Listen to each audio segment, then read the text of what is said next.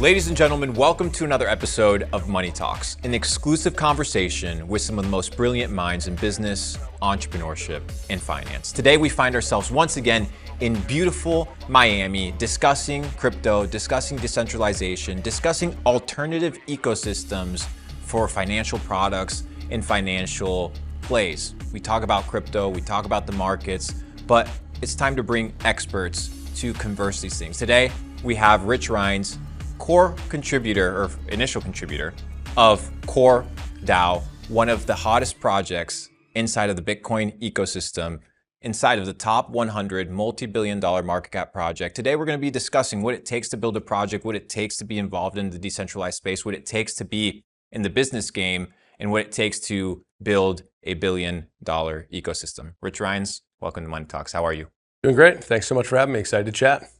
Now, before we get started and we start talking about how you got into crypto, how you got into getting involved with a project, building it out, getting it to $1 billion in valuation plus, getting billions of dollars of Bitcoin already inserted into, is it billions of dollars? Is it hundreds of millions. 250 million. There's 350 million staked on the Bitcoin side, and then about 350 million that's on-chain TVL as well. TVL, and what's that? Is that stables?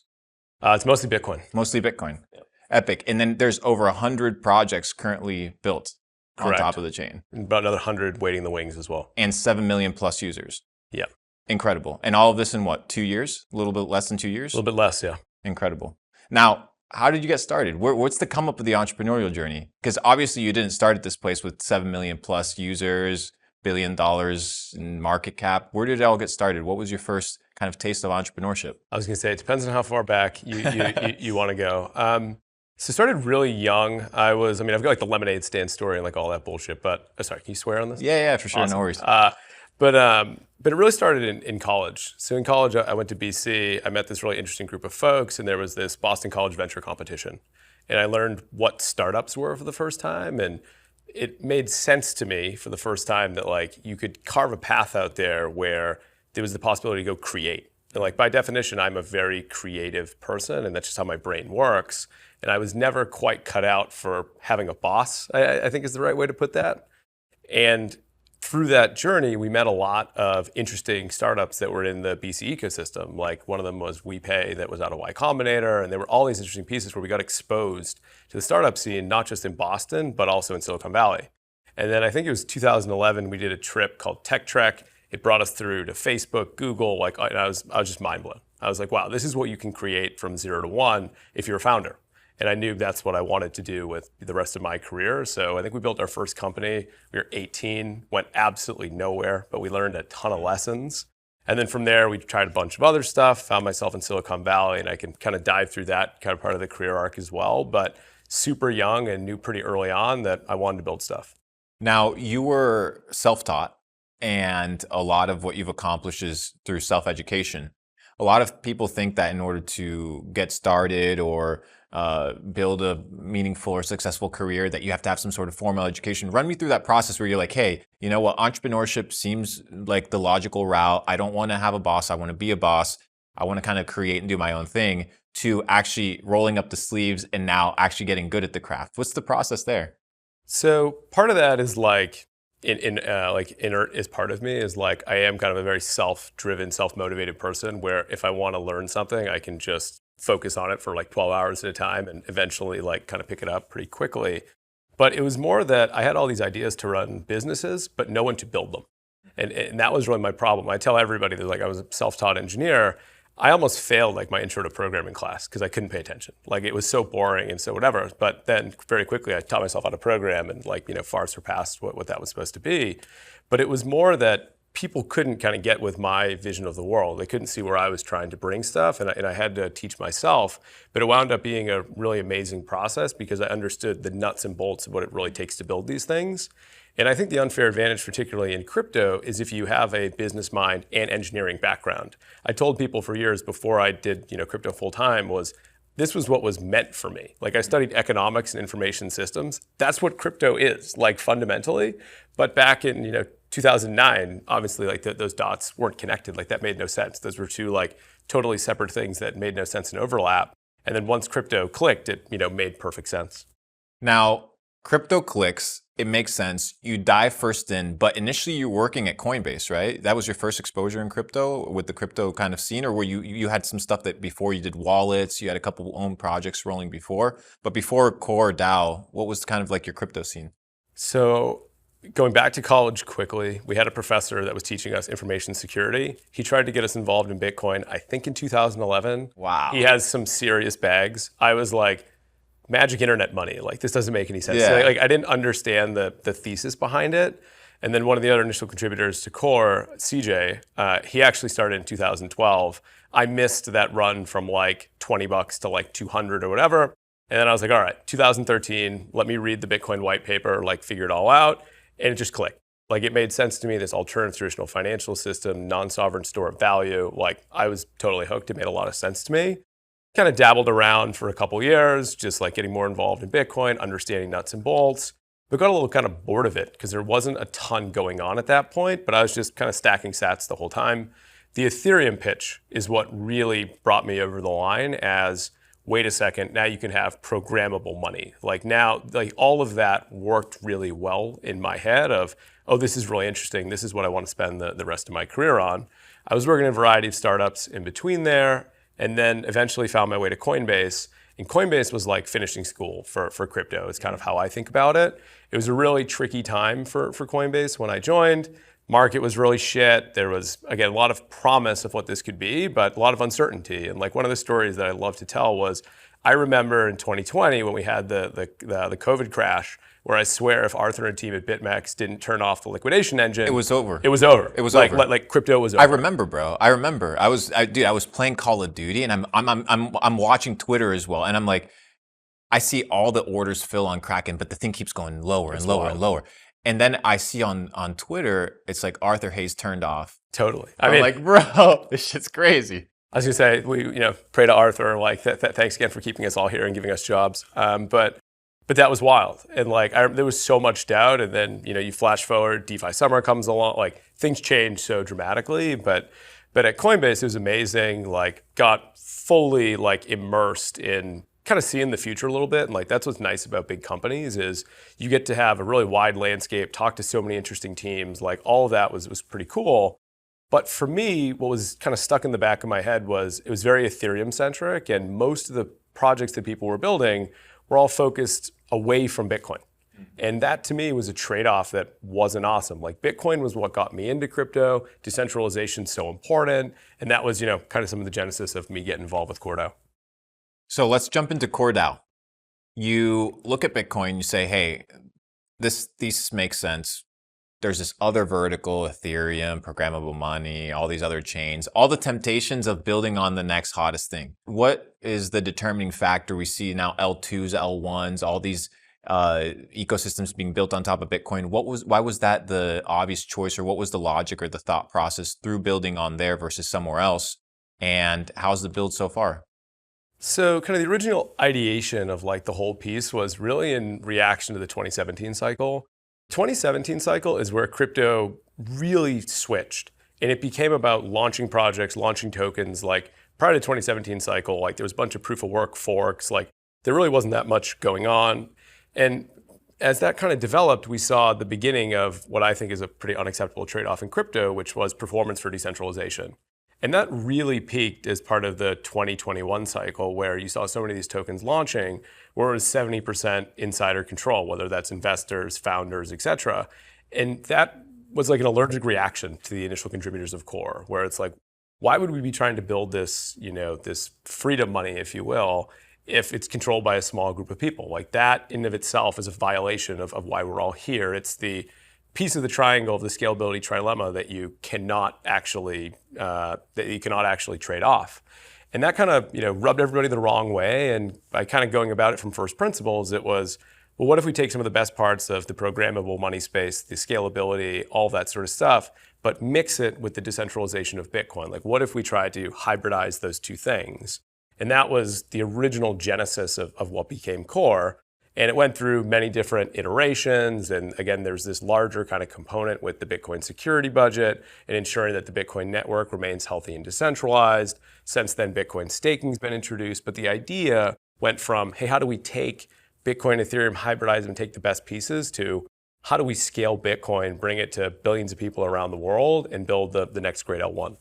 Now, when it comes to like building on top of Bitcoin and specifically on Bitcoin, how expensive is it when it comes to transacting and interacting with the actual chain? Is it something that pretty much bundles up all transactions and then fulfills it through one order? Or how does it work specifically with Core so that the user gets, let's say, a better rate or better fees than they would on Bitcoin? So let me take a quick step back and talk about maybe the Bitcoin scaling landscape at a high level. Please. So you've got, broadly speaking, side chains and what will potentially become L2s in Ethereum parlance. And in the L2 side, many of those chains hope to use Bitcoin as a data availability layer or write their state back to Bitcoin on some sort of regular interval. Similar to what we have in the Ethereum side, but with worse trust assumptions, more expensive fees, lower data throughput, that sort of thing.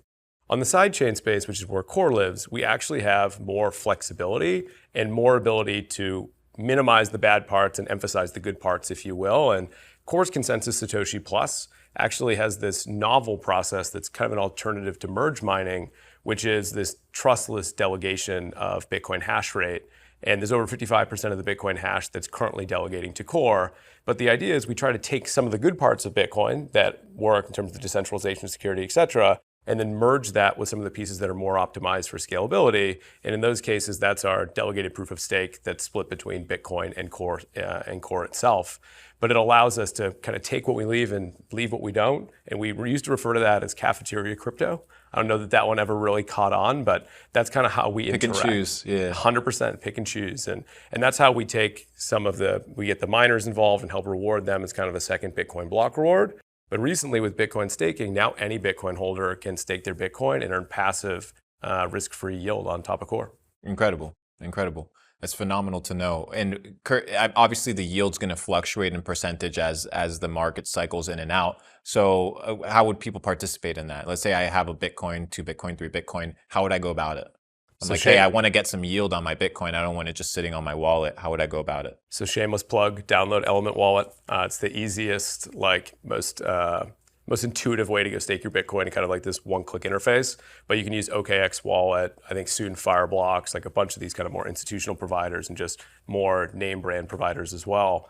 But the idea of Core's Bitcoin staking is it uses native Bitcoin time locks. And what that means is you're actually never giving up custody of your Bitcoin. You're never sending it to someone. There's no multi-sig.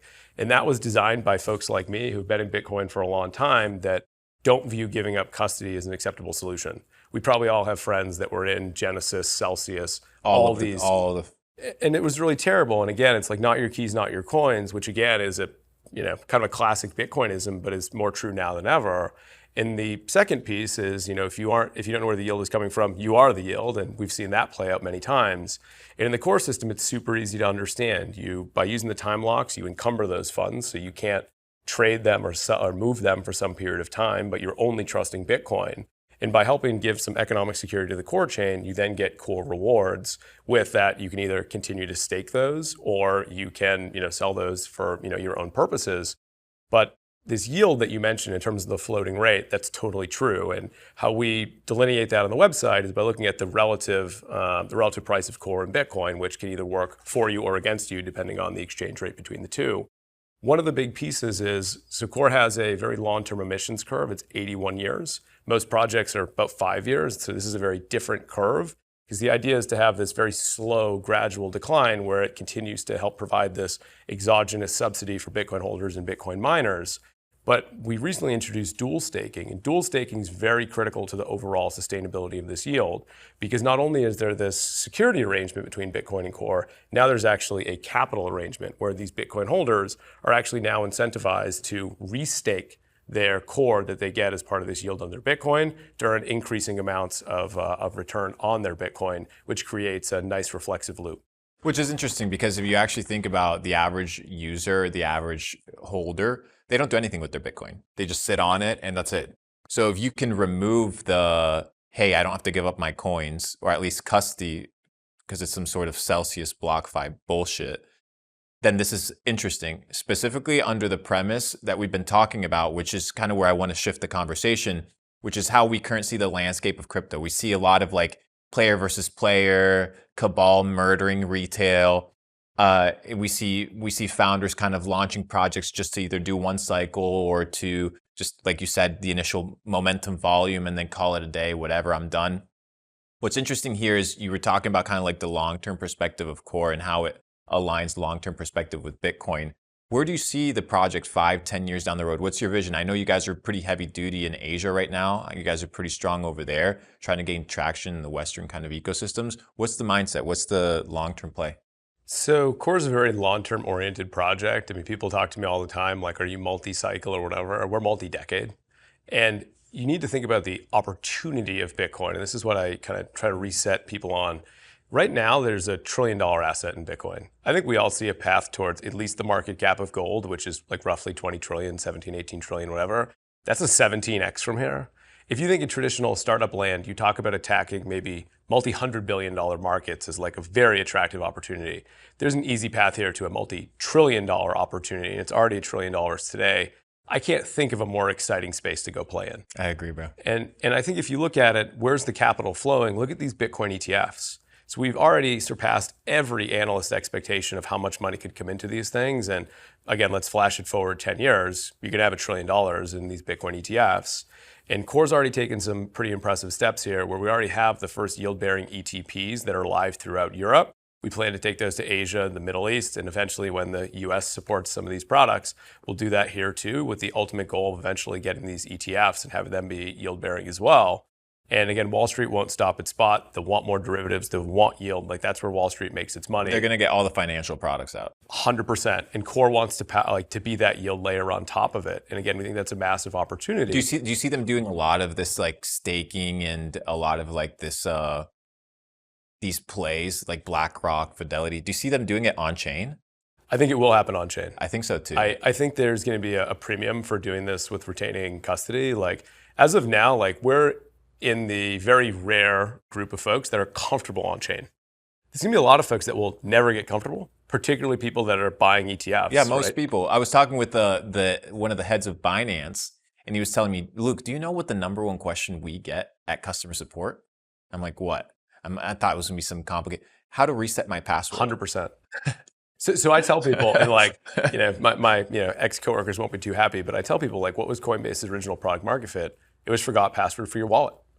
And that became a moat, right? Because it's just too difficult, and it's still too difficult today. But that potential is really, really big. And I think if you just look at it as like these businesses of L1s need to be treated as businesses. Yes. Like the old model of just launching a token and being done, I think is toxic and needs to go away. These need to be revenue generating. You've got transaction fees, you've got value added services. And with some of these yield products, eventually, like, there is potential for fees. And I think on a big enough capital asset, that's a really great business. And I think eventually you'll be able to view these businesses based on their fundamentals, not just based on more kind of speculation. And that's how this space will mature and will grow. And I think that's how we'll get more and more mainstream adoption. And I agree with you. When you're talking about this concept of it's the most exciting place to be in, it is, because you look at the asymmetrical bet. You look at how much work you have to put in. You have to clock in regardless of what you do. In entrepreneurship, you have to work. So whether you're doing e-com, whether you're selling cat toys or clipping hair, you still have to clock in X amount of hours. So it's all about asymmetrical return, risk reward. The reward is so high when it comes to, you could be a successful founder. You don't even have to be number 1. You could be number 9 and still do extremely well.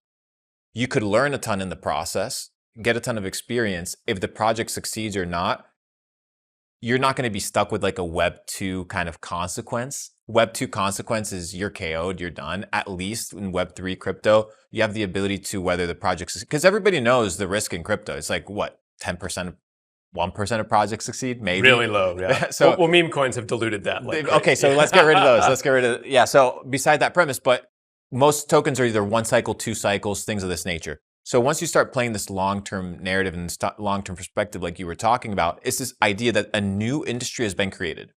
And what I assimilated to, Rich, is the California gold rush. And the California gold rush assimilation is that the miners weren't the only ones that got rich. 2 bankers rolled over and said, hey, we're going to store people's gold, Mr. Wells and Mr. Fargo. Now they have a $10 trillion AUM.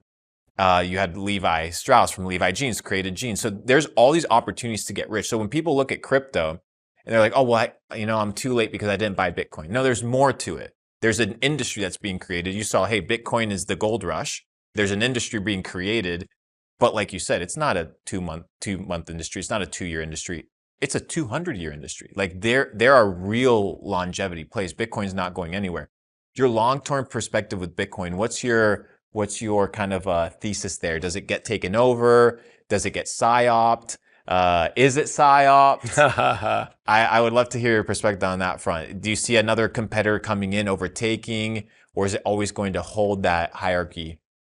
I think it's going to be really hard to unseat Bitcoin as the largest crypto asset. I think it has such this like beautiful genesis. It has this pseudonymous founder. Like, again, one of the greatest gifts that Satoshi brought to the world was by remaining anonymous, right? Like by no one knowing his identity, that prevented so many like nation state level attacks, right? And that's so hard to replicate. Like, I don't know if that's possible to have, like as an L1, right? Like you need faces, you need people that are there to help build trust in the community. There was no trust then, right? And like, I don't know if that is replicable. I don't think it's... Sounds miraculous, right? Well, I mean, that's where all the like conspiracy theories comes, like, because it's crazy, right? But like you get this collective belief, people eventually start to believe in it. And again, I don't think we can kind of recreate that. I don't think it's been psyoped. I think it's actually now been accepted. Because there was this whole thing for the last 15 years of trying to get not only the accessibility, but also the legitimacy of the asset class. Bitcoin's not going anywhere now that we have these ETFs. Like, it is here to stay, and that's huge for crypto overall, because now we have this flag bearer asset that's there forever. There are some centralization concerns, though, and I think that is fair, and that's actually one of the reasons that Core exists, is there is some world where Bitcoin security gets called into question because of the various halvenings, et cetera, and it becomes less profitable to mine Bitcoin. Well, if Wall Street has 5 trillion ETFs, they're probably not going to let that go to zero. They might become miners and they might run at a huge loss or whatever, and you actually have a much more... As long as they're making it up on the fee. Totally. As long as you're making up on, like, you change the economics because now you have these centralized ways to make money off of it. And I think that is dangerous. Like, that would devalue a lot of the like kind of special properties of Bitcoin and the security of the network itself to some degree, because then could Fidelity or someone else like reverse your transaction? I don't know. So I think that's one of the reasons Core exists, because we have to help keep these miners profitable and decentralized, because that's good for the health of the network. In long term, that will help this, continue to grow and evolve. But this is part of the maturity. Like, I think if you could have asked me, years ago, would it be positive for a Bitcoin ETF? My answer is the same as it is today. It's hugely positive. Like, we need to get to mainstream adoption for this thing to grow and to overtake the market cap of gold. What are your thoughts on this 2024, 2025 bull run, maybe 2026, tapping into that? What are your thoughts? What are you seeing as trends? What are you seeing as like hot narratives? We see memes rolling around. Last bull run, we had NFTs. The bull run before that, we had these MetaMask ICOs. Now we have Bitcoin, these layer ones. Bitcoin's become a very heavy topic of conversation, but we've also seen there be like a lot of fluff in that space and a lot of like foam that kind of floated to the top and got removed, and the substance actually was able to stick around. What are your thoughts on kind of this bull run? What are your perspectives? What are you seeing? What are some things that are catching your attention? I've never heard of the foam analogy. I love that. I'm definitely going to use that. You just get rid of the skim. So I think from like a macro point of view, I think we actually are set up for a super cycle, because I think these Bitcoin ETFs have changed the capital flows of Bitcoin. Like, historically, in every bull run, you see Bitcoin price appreciation. It then flows into major alts and then kind of in longer tail alts. Like, we've seen that story now repeat multiple times. And now you have, with the Bitcoin ETFs, significantly dampened volatility. And I think that's good, like in terms of like the maturation of the asset class overall. But that vol is now, like, you're getting pushed further and further out on the risk spectrum, right? And you're seeing some of these like Bitcoin assets as like high beta Bitcoin plays, and that's some of like the liquid theory of a lot of these folks, because you need to go, like, that's what makes crypto interesting, is that it is like a 100 vol asset, right? So at least historically. And I think that's true. So I think it's going to take a longer time to disperse, but net that's healthier. We'd rather have a longer bull run than a shorter, more violent bull run, at least in my opinion. And I think the macro landscape is also playing out pretty well. I think I'm not as bearish that if the Democrats win, like all of crypto goes to zero. I think maybe it's not as violent as if Trump wins. But I think net, it's still very good for crypto. And over time, that plus, we're going to have some rate cuts. We're going to have general easing. All of that is a very, very potent combination. I mean, if you were to ask me a couple years ago, we're at 5.5%, Bitcoin's at 75,000. I'd be like, you're crazy, right? Like I never would have believed that's possible. Yeah. What does it look like if we get to 3% here? Like that could be and hold it. And then not only that, but like if we get a couple bad prints and we have to, if we have to lower rates on a pretty expedited timescale, the market might get spooked. But I don't know, like what does it look like at around 0% if unemployment goes to 7%? Like things change. Yeah. Right. Like so, it gets really interesting really quickly. Yeah, I agree fully. And something I've been kind of conceptualizing specifically around this bull run is, unlike before, retail now has more tools and more access to compete. So when I look at this bull run, I look at softwares, platforms, bots, all these things that weren't really available when I was kind of playing the retail side. But I've also come to realize trading in the space isn't the only way to make money, right? We've made money in different ways, which is like building, being involved, investing, things like that.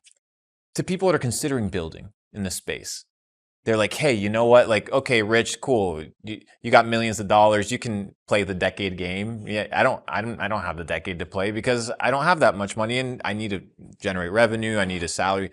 But they're looking at the crypto space to see the opportunity.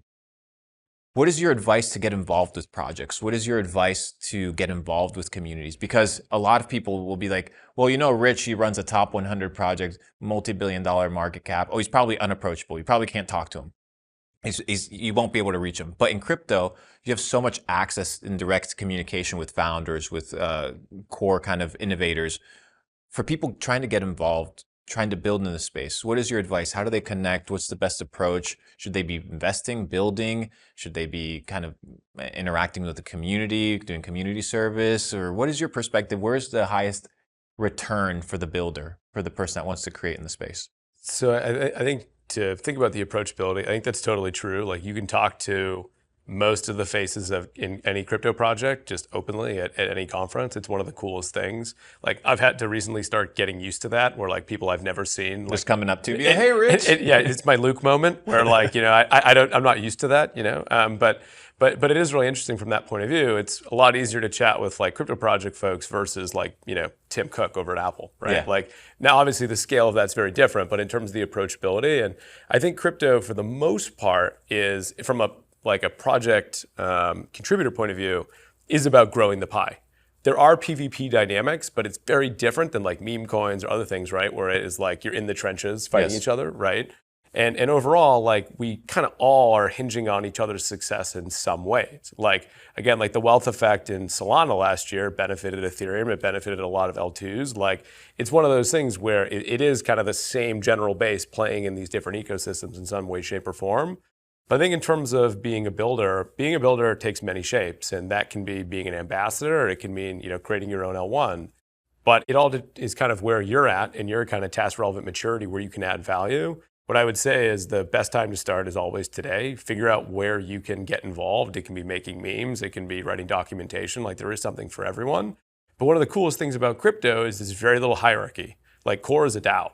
With a DAO, it's extremely flat. Anybody can do anything for the most part, and with that, that's a great opportunity for people that are younger in their career to be a 25-year-old or whatever that has a major role. Like you see all these intern accounts, like that's not a joke. Like a lot of these interns wound up being pretty successful and maybe leading growth at a major product. So I think that's one of the coolest part about it is it can be kind of lightning in a bottle. What I would say is just make sure when you're getting involved in any product that you're aligned with the long-term vision and you think people are in it for the right reasons, because the unfortunate part of crypto is a lot of it is PvP and a lot of people are not in it for the right reasons. And that philosophical alignment is really critical because, man, times are tough. And when you get to bear markets, like people do all sorts of bad stuff. So it's just important to kind of maintain that moral compass and be focused in the right direction. Talking about bear markets, I want to talk about that real quick.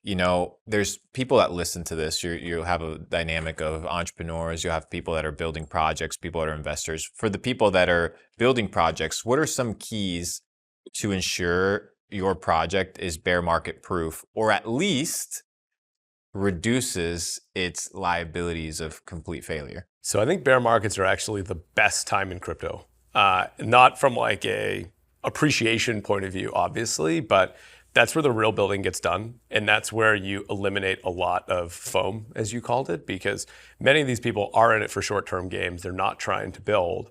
And in the bear market, that's where you do your best work. That's where you build your team. That's where you get ready for the next product direction. And Core launched in early 2023. So again, before this whole Bitcoin narrative kicked off everything, in the absolute bottom of the bear market. And I think it was one of the best moves that we made, not only because it helped show people, hey, we're in this for the right reason, not trying to play into some narrative, but also because this shows you that you're actually long-term committed to making something successful. It's different than once the narrative gets hot, the bull market goes around, all the tokens are trying to rush to exchanges, like people are just trying to end it. And that's just, again, like you kind of prove your worth there. It's also the best time to hire. Because every time bear market rolls around, the pedestrians in the crypto space, the people that don't want to be here, they flood for the exits. Like I remember after the 2021 cycle, whatever, Coinbase went from a few hundred people, mid-hundreds or whatever, to 6,500. And obviously it was a painful time with layoffs and other stuff, whatever. But most of those people just went right back to their same job at Google or Facebook, right? Like nothing changed. They took a little detour, on the bus for 6 months or whatever. And that's good. Those people aren't the people to build projects for the long term, right? So we use the bear market, super effectively. We, found so many amazing contributors, and those contributors are a reason that Core's where it's at today. People talk about building like a successful company or a successful project or casting a vision that people rally behind, but it's a lot different when you're doing it in a DAO format. How do you keep people motivated? How do you keep the vision aligned? Because you said, in the beginning, you said, there's this version of reality that's being painted that doesn't suit with the version of reality that I think fits better. So how do you get people to adopt the version that is being created? But because it's a DAO and it's not hey, here's your 9-to-5 salary, you have to come in like code and you have to come in work or do X, Y, and Z. I'm sure there's people on salaries and stuff like that, but how do you keep the motivation? How do you keep the vision for people in a decentralized format? So one of the biggest differentiators of Core, and something that we pride ourselves on, is a lot of the folks that are responsible for trying to lead some of these different initiatives have a lot of operating experience. Like I've been building companies now for 15 years. And if you look at other people that have been involved with the team or initial contributors, it's 10 years, 20 years. Like it's a lot of veteran folks, and many of us cut our teeth in startups or other ecosystems like Silicon Valley. And with that, we bring a degree of rigor to this process and best practices. And the unfortunate part is many crypto projects, particularly DAOs, are people that don't understand how to run a business. And with that, they're just kind of shit shows from day one, because it's just chickens with their heads cut off. And there's a lot of problems there. But like we do a lot of the basics right, mission, vision, values. We talk about operating cadence. We have the right idea that, hey, we're 1% of the way through this journey. And it's finding people that are mission aligned, that understand that rigor, and also understand that there's the opportunity here to 10 or 100x your career if you do it right. And like what I tell folks, it's like, hey, if you fit in at Core, do your best work here, whatever, let me help you do what's next, right? It's that kind of classic Silicon Valley motivation where, I want to be your first check in your business, right? Like that is how I help grow, and that how I spread, my tree, if you will, like kind of throughout it. But that really matters. And again, it's also as part of this hiring process being super selective, trying to find people. And again, people can always contribute in their own way, but as people that really kind of are involved on a day-to-day basis, it's a high bar. And kind of that combination leads to really high performers. And then it's my job to kind of work with these folks to ensure that everybody in the whole organization feels that we're 1% of the way through that mission every day. Like one of the questions that I get at almost every crypto conference is, hey, Rich, like you guys are, X number of my market cap, you've got X amount of users or TVL. It's like, why are you still doing this? And I'm sitting here, I'm like, because we haven't even started yet. Like the training wheels are still on the bike. There's so much opportunity here. And it's my job to make sure that, or like it's the whole DAO's job to make sure that culture is instilled so deeply because that's how we can build, Yes. the next great blockchain. But again, it's trying to remember the best practices and, really kind of living up to them. I was thinking about whether it was Satoshi was a one individual guy or whether it was a group of people. They have to have been working on this for a lot longer than people expect. I don't think this took 30 days and it just rolled out and it just cooked up. And what I've come to realize is people want to build, but they don't understand how long it actually takes to build. Like building is a bitch, bro. Like it's a process. And as simple things like I asked yesterday an entrepreneur that I was talking with, I was like, how long does it take for an onion to grow? From seed to full, and he didn't know. I was like, okay, No idea. You have no idea. It's 100 days. How can you expect to become a millionaire in less of the growth span than an onion grows, right? So it's like you look at these things and people have like these short-term perspective of how the world works because they've been corrupted by some million X meme coin bullshit. But it's not realistic. It's a long-term approach, and I agree with you. You need to find long-term people and people that understand that it is a long-term play. If they're only looking at a cycle, they're going to try to maximize max potential and then get out. How do you find missionaries versus mercenaries? Such a hard question. So with that, I think people reveal their true colors pretty quickly if you know how to ask the right questions. Like, it's hard to pretend to be someone else for a really long period of time. It's also hard to have a body of work that doesn't represent what you actually have achieved or accomplished over time, and it becomes pretty easy to figure out like who's bullshitting you and who's actually like done the work underneath it.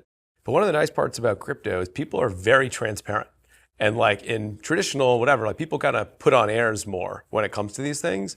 In crypto, people are usually pretty transparent where it's like, hey, I need to make X in like 6 months or I'm out, whatever. It's like, great, you're never going to be a fit here, but thanks so much for telling me that because maybe I know someone that can help you or something. I don't know. But that actually really helps. And then on top of it, it's finding people that haven't necessarily made their mark yet. Because there's so much hunger in many of these, like that's why I love crypto. It's so global from day one. Like, yeah, it's weird. You're a Series A company that is essentially public in some ways, like which is nuts from like a mental model.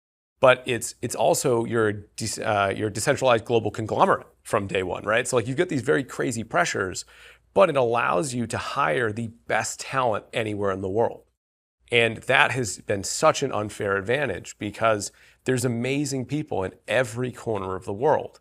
And there's so many people that want to go out there and do that, but have never been enabled, have never had the opportunity to go out there and do that. And that's one of the most amazing parts about crypto is there's so much surface area. Like, oh, you want to launch in, like Bangladesh. Okay, it's like you probably need a community manager. You probably need a GM that covers that in a couple other regions. All right, that person might have formerly had a team of like 2 people or maybe never had a team before. Now they have to go build a 20-person ambassador team. Like that's such a step up where outside of crypto, maybe you never get that opportunity. And it's about sharing that kind of horizon and that timeline with these folks. And it becomes pretty easy, in a very metrics-oriented way. Again, going back to best practices, are you hitting KPIs or not? And you see it in their actions, their day-to-day actions. Totally. You see it in the macro attitude perspective. I 100%. agree. Yeah. Wrapping up, I have a couple questions specifically around this idea of why so many projects exist and they build all this tech, but then nobody uses it. All right, so you have 7 million plus people operating inside of the core ecosystem. People are struggling to get 1,000 people to interact with their products. They're like, hey, the tech's good, like this is good stuff. Talk to me about the importance of marketing, distribution, but then also the retention, the stickiness factor to keep people inside of your ecosystem as opposed to going to the next shiny object. Build stuff people want. Like it's as simple as that. And like how we characterize it is Core is a product-focused blockchain, not a research-focused blockchain. And that's actually one of the reasons to your point why there is such a proliferation of projects. It's because it's some research insight that people think is a world beater, and then they have no second act and it collapses. But like there's some points farming or like some program and like maybe they cash out or something along the way.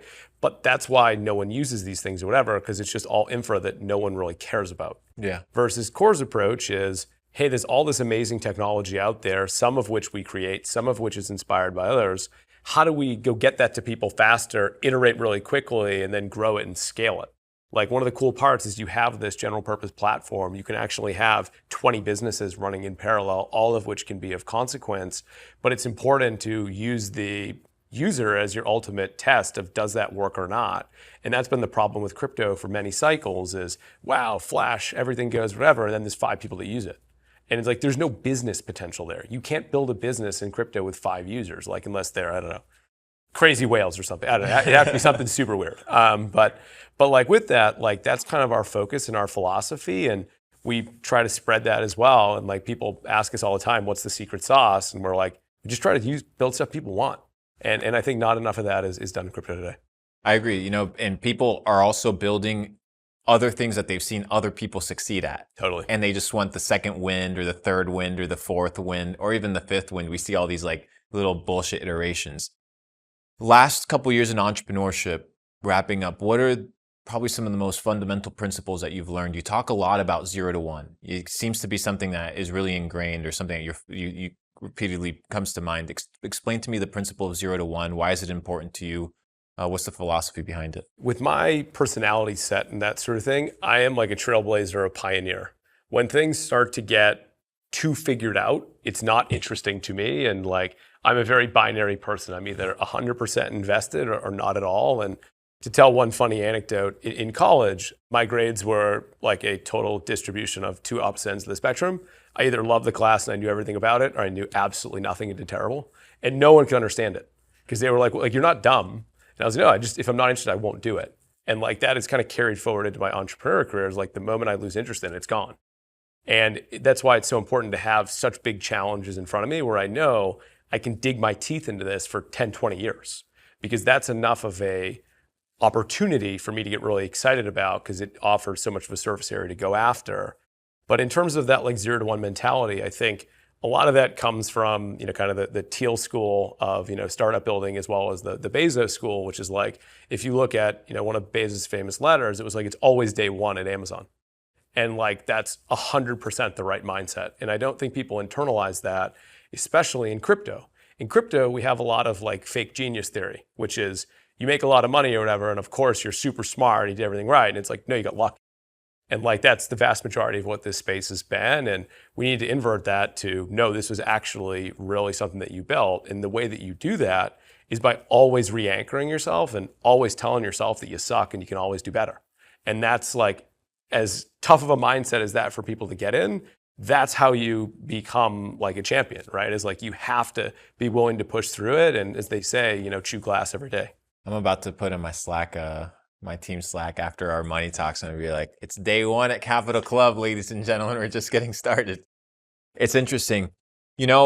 I appreciate you hopping on. I look forward to part 2, about 6 months, kind of seeing the progress, of course, seeing where the progress is of the bull run. Last piece of advice, people listening, entrepreneurs, people wanting to kind of move forward in their career. What's the piece of advice? So first and foremost, really enjoyed it. Excited to chat more in 6 months. So this will go with a book recommendation. It's the smallest little book. It's called Finite and Infinite Games. It was the best book I've ever read. And it's like 80-point font or something. So like it takes, even the slowest reader, like an hour, right? Wow.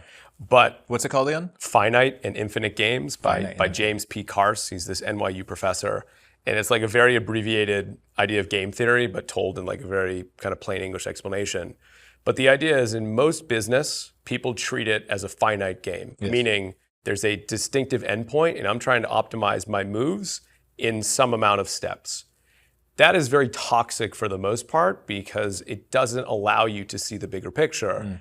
If you view things, with the infinite games mindset, there's always more moves. Like the chessboard is infinite. And if you can go from zero sum to positive sum thinking in that way, it allows you to play at a very different scale. And I think that was something that I learned, I think probably like 25 or something, and it totally changed my entire outlook, not just in how I do business, but also in terms of relationships and other things. So I would highly recommend getting in that mindset and reading the book. Long-term games with long-term people. 100%. Amazing. Rich, thanks so much for coming on Money Talks. Really enjoyed it. Ladies and gentlemen, that was another episode of Money Talks, an exclusive conversation with some of the most brilliant minds in business, entrepreneurship, and finance. We understand where the world is headed. There's an alternative system being created that's being built by some of the most brilliant people in the world to compete with traditional finance, centralized banking, the Federal Reserve. These systems are being created. They're being evolved day by day. And I look forward to continue bringing you guys some of the best people in the space to talk about crypto, to talk about Bitcoin, to talk about decentralization like we've never done before. We'll see you guys on the next one.